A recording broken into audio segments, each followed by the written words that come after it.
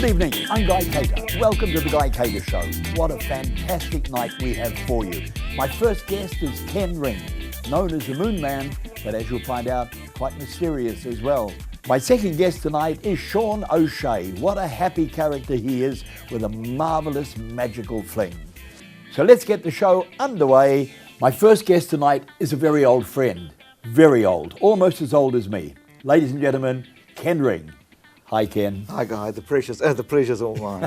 Might Thanks be very too. much. Do I pay you now? Or? No, hide it. Okay. We'll do that later. Yeah, get rid of it. But Ken, Yes. you're known famously worldwide as the Weatherman or the Moon Man, but it all started many, many years ago. Now, you used to be a variety entertainer. You used to be a maths teacher. What came first? Well, the maths teaching really, and then I went into clowning because when my daughter had a birthday, a very good clown came to the name of Happy the Hobo, I think, and I'm familiar. And I thought I could do that because I was already doing magic shows in part, and so I have you to thank for that. That was I do remember 35 that years day ago. when I used to go out as Happy the Hobo and do birthday parties. Afterwards, parents would come to me and say, "You were wonderful with the kids." And you came up to me and you said, "I could do that." Yeah, I always remember that. And you did, but unlike me, where I just provided entertainment, you were offering the kids more, weren't you? Well, I was already a teacher, so I thought of designing a magic act based around maths. So I ended up touring for 18 years as a school magician, as a character called Mathman. Yes. And that was a lot of fun. I found I could play with my magic toys under the guise of it being a maths act. But the kids liked it because the kids like magic, and I found that I could teach kids to do things as a performance to other people, but they were doing maths, really, without them knowing it. And that to me was quite a great thrill. I'm Ken Ring. Come with me on a little journey into the world of maths. Maybe not the world of math that you were used to when you were at school, but my world of math, which is a little closer to the old math, maybe that you would find in the days of Plato, Socrates, and Plato's pupil Aristotle, who in 340 BC discovered that the earth was round by looking up at the moon and discovering that the earth cast a round shadow on it. Math is everywhere, in everything, and it's to be found in some surprising places. Here is a piece of wood. Not just any piece of wood. A train has been involved. Someone has gone to a train, measured the dimensions of the steam whistle, and cut 4 holes the size and the shape of the whistle, and come up with this.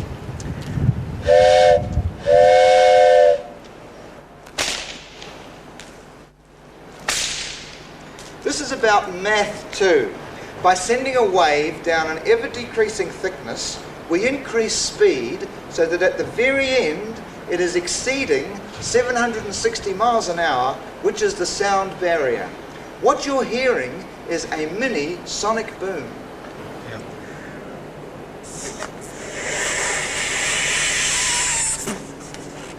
Let me ask you a question. How many balloons do I have? Do you say 1? No, 2. So how many balloons do I have? None. Do you ever get confused when somebody asks you a question like that and you can see the possibility for there being 1, 2 or 0? Now this happens in school. Sometimes the question is one thing, sometimes it is another. At different times the answer may change. And in math, that is confusing. That is why a lot of kids make mistakes. A lot of kids got to understand maths because of your particular show. Well, So I hope so, yeah. they're missing out now. Is Mathman no longer exists? Well, no, I'm not going around doing that. No. Yeah, I do miss it because I had big audiences, 500 at a time.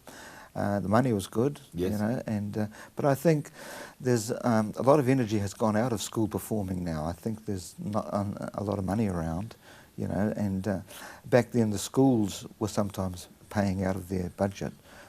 As well as the kids bringing stuff. So, And I but guess these never mind. days entertainment, there's no place for that. Yeah. There's just not enough money, as you said. Yeah, it's a shame. But it was good fun. However, you went on, and from Math Man, is that when you became Mr. Good Times?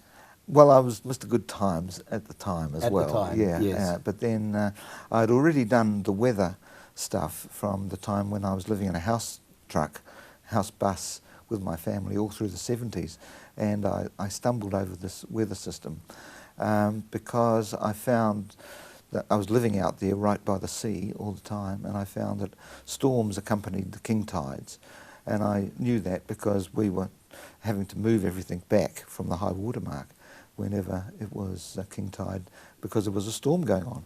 So I thought, well, this is funny, there must be a tie-up. And kept a diary and realised there was a pattern going on. So I couldn't do anything about it until the internet came along, and the magicians were in a very fortunate state because Chris Parkinson, the late Chris Parkinson, the great late Chris Parkinson, helped us all with our websites. We were amongst the first in the country to get websites because of him, and that was in the late 1890s. And I was 1890s? Sorry, 1990s. I think you mean 1980s. and we got off to a good start with our business models because of that. So it wasn't until then I could make a business out of the weather. It's a business? It's a business because I write these almanacs every year and for 3 countries. And this is earlier than I'd intended to do this, but let's have a look at one of these almanacs. What do people get out of it? Well, sure. So that's the New Zealand one. Yes. It is, about 450 pages, and we do one for Ireland and one for Australia as well. And they get the weather for every day of the particular year. The 2017 is out already on my website, so people can order it. And farmers support what we do. When I say we, I've got a small team around me of 3 full-time people and, I didn't know that. Some part-time people. What is the success rate of the predictions? And is prediction the right word? Yeah, about 85%. Oh, that's what pretty farmers good. give me. Yeah. Yes. I mean, it's not going to be perfect because the weather is not an exact science, but it's going to be better than having nothing. And Yes. I say it's like going to the doctor. You go to the doctor and you say, you've got this or that. The doctor says, well, take this or that and see what happens. And you say, well, what will happen? And he might say, well, it might clear up today, might clear up in a couple of days, or give it a week. If it hasn't cleared up, come and see me. Right. Well, if I said that, they'd call me a fraud. If I said it might clear up today or in a couple of days, Yes. or if it hasn't cleared up in a week, come and see me. But there's that sort of leeway. Medicine is inexact as well. But people kind of expect weather to be more exact than medicine, and I have to point out, wait a minute, there is a bit of a leeway going on, there's at least a day in it. Yes. This must take up so much time through the year. Where can people, well, New Zealand people wouldn't perhaps want the Australia or the Irish one, but this beautiful looking book, where can people buy that? They get it from my website, www.predictweather.com. I say to people, well, I predict the weather. They say, well, surely you have to be a magician to be able to predict the weather. Yes. I say, yeah, I have been that. And then you hear, only a bloody clown would try and predict the weather. I say, well, I've been that too, so I'm actually doubly that's probably qualified. It's probably a good point now, just to watch a nice little clip. It's not very long at all, but it's you at the Brotherhood of Auckland Magicians Magic Moments concert that was put on recently, and it's great. It's only small, but it's great. Let's have a look over there. Do you miss doing that sort of thing? Yeah, I do, because I miss the kids. I do like dealing with kids. I think they're more adult in a lot of ways than adults are. And now I'm talking to farmers. Yes. I'm not treating them like children, but they laugh at the same things. And I'm able to bring in magic without saying that it's magic, talking about illusions, because the weather is an illusion, and bringing that kind of... So I'm still using a lot of the same attitudes and sometimes the same props to illustrate a point. So if you hadn't had the weather, you could have made a living as a clown, magician, an entertainer? Yeah. I still actually do, for my grandkids. I go to their school and I do local things around Titirangi. They ask for a clown, I come out, bring it all out. Now, Ken, you're talking to farmers, you actually do talks. What do you say to them? How do you start? Well, this is an example of me bringing some of the magic in. You know, I start off talking about global warming and what a scam I think it is. You know, and I always bring out this book. I say I've got this book here about global warming, which I'll, you know, happy to read to you. And oh dear, I'm sorry, I didn't realise that that it is quite serious. And I so live in Tokoroa. that kind We're of thing. praying for global warming right now. Yes. And so during your speech, are there any other little props you use like that? Yeah, I showed them this thing, which I say, "Can you see this?" And I they can see say that, and I should say, "Can you see this? Can you see this?" So they say yes. So I say, "Well, what's on this side?" And they say this. So what's on the other side? So they say that. I say, "Well, you didn't see that, did you?" And actually, probably you didn't see that either, and that. So actually, that is on that side. That is on that side. This is on this side. This is on this side and that's on this side, which is confusing. I'm totally confused. Well, which is what I want you to be, because that illustrates just a fundamental thing about the mind. The mind can't work very quickly. And this is a very simple thing, really, because I'm only turning my hand, not the thing, and the mind can't process that. But it's a way of getting into talking about the weather being an illusion, because, for instance, clouds don't move, they only appear to. They're actually disintegrating and then reforming again, a tiny little further bit forward and then disintegrating and reforming, but we can't see that happening. I was just going to say, I see clouds moving. Yeah, So they we all don't do. move? No, they don't. No, and the rain actually doesn't move up country either. The water vapour is in the air all the time. What happens is cold wind comes through, cold layers of wind, and activates the water vapour where the water vapour is. So it rains, you get the water vapour that's over your sky. You don't get rain from Nebraska or Detroit. Oh, I see. You get it from the Waitemata or the Manukau, exactly just right beside where we are. Actually, I didn't know that. I thought it like came over from Australia or no, big clouds. it So doesn't. how does this assist the farmers? Well, I explain what the cycles are and how they can predict as well. So there's this prediction element, which is my carryover from the magic. Yes. It's virtually the ultimate prediction routine, but this has got a lot of science to it, and I do. It's like explaining the workings of a magic trick. I explain the workings of the weather so they can predict themselves.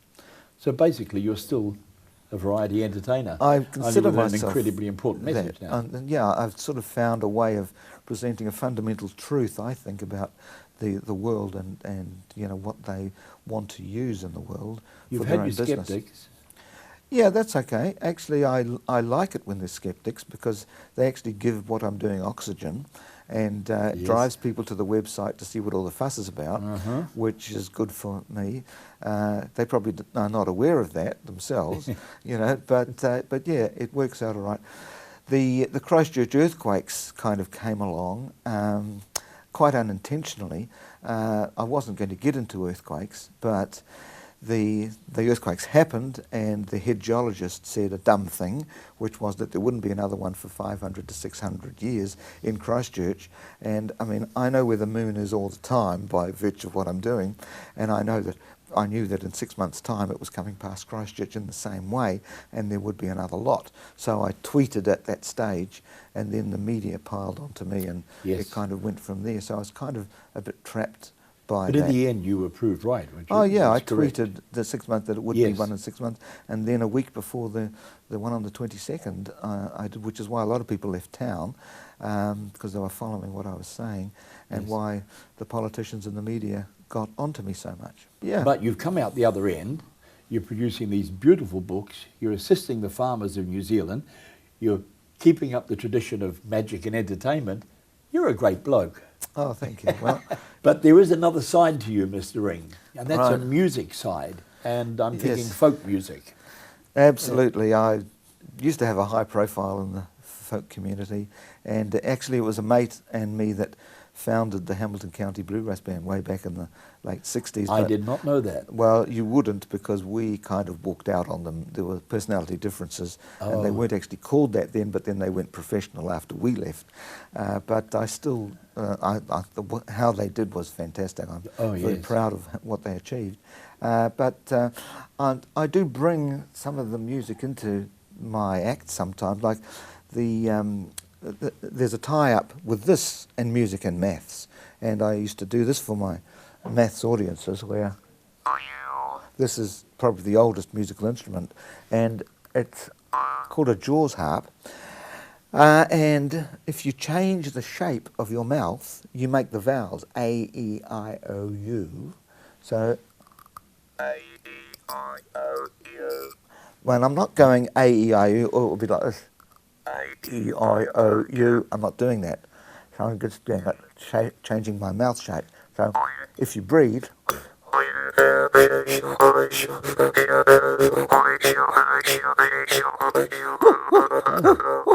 you're calling Australians. yeah.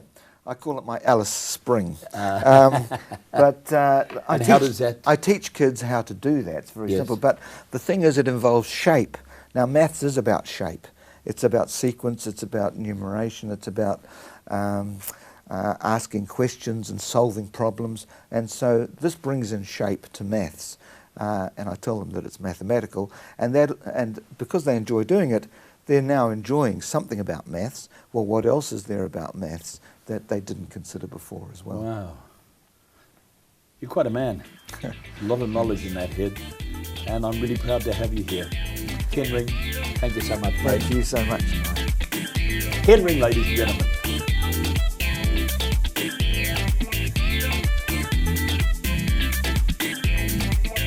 Welcome back to the Guy Cater Show. My second guest tonight is a man who's full of magic and has a bubbly disposition. Ladies and gentlemen, magician Sean O'Shea. Sean, it's good to see you, mate. Thanks for having me, Guy. Oh, it's a pleasure having you along. Not a pressure, a pleasure. Not a pressure, no. Yes. Now, you've been in magic a long, long time. Let's find out, first of all, where do you come from? I was actually born in South Africa. Moved here when I was 10. And 10, yes. Yeah, and been here ever since. Kiwi at heart. Oh, you're Kiwi at heart, I like yeah. that. Yes. How much do you remember of South Africa? I remember quite a bit. I remember my schooling. I remember getting my first magic set at 8 years old and performing for my parents and our friends in our lounge and drawing back the curtains and Yes, that's how it making all the grand started. stage entrance. And yeah, so that's where my love of magic started originally. So, as you grew up, when you came to New Zealand, you went to school and college, had you planned a career in magic then, or did you have... No, I hadn't planned it. I always knew in the back of my mind I wanted to be an entertainer of some sort. Yes. So through my schooling, I ended up being in the choir, did the school productions, and then it ended up moving up to the amateur dramatics circle. So I Right. did a few shows, a few musicals, ended up getting to a band as well. So music's part of my background as well. Yes. And then sort of got towards the end of school and my parents were saying, you've got to go get a real job, get a real job.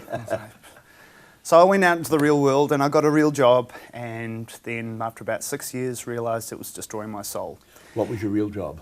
My real job? Well, I was assistant manager at Dick Smith for a while. Oh, right, yes. Yeah, so I worked in retail. But it just wasn't for me, you know. Getting up in the morning, I needed a purpose, and that wasn't my purpose. No. So doors closed, doors opened at the same time, and next thing you know, I was cast for Puff the Magic Dragon at Sky City, and that was my first professional role. You enjoyed Playing that? a dragon, loved it. Playing a dragon. Absolutely loved it, absolutely loved it. And then it ended up going on to Bananas and Pyjamas. Ended up playing B1 for a couple of years. Really? Did a New Zealand tour doing that. Great show. Yes. Lots of fun. Yeah. Is there much money in that? Well, I haven't had a real job since 2000, so let's put it that way. Yeah, Right. I've made a living out of it. Yes. Because it's very tough in New Zealand for variety artists, but Yeah. you survived very well. Yeah, you got to get fingers in all the pies. Yes. Yeah. Now, you became a magical character. Tell us about that. Well, after Puff the Magic Dragon came along, the people who were running that came to me and said, look, we've got this other character we'd like you to play. And I said, okay, who's that? And they said, well, his name's Iron Brian. Iron It's Brian. like, Iron Brian? Oh, who's this? Turns out it's a healthy eating character. And I dressed up in a big silver suit, big shoes, big massive mask, and ended up touring the country, going to all the primary schools for about 12 years, teaching kids about healthy eating. And that was Did a you very, involve very magic popular. in that, or...? No, not so much on that. I came back to magic a little bit later after that, probably more like 5 years ago now. there was a role that I was looking at doing, and I thought magic's the way to go. This character Yes. was quite a magical character, so I Yes. thought I need to improve on some of those skills, and that's when I started getting back into magic. Yeah. Now, do you perform as Sean O'Shea? Yes, You I do, perform as Sean yeah. O'Shea. I've lots of different faces, but I like my face as I- well. Yeah. Well, actually, too, you've got a lovely way with kids. We have a little track that was taken at the Brotherhood of Auckland Magicians Yep. Magic Moment show Yep. recently, and it just shows a delightful moment with you and a young lady. Let's have a look.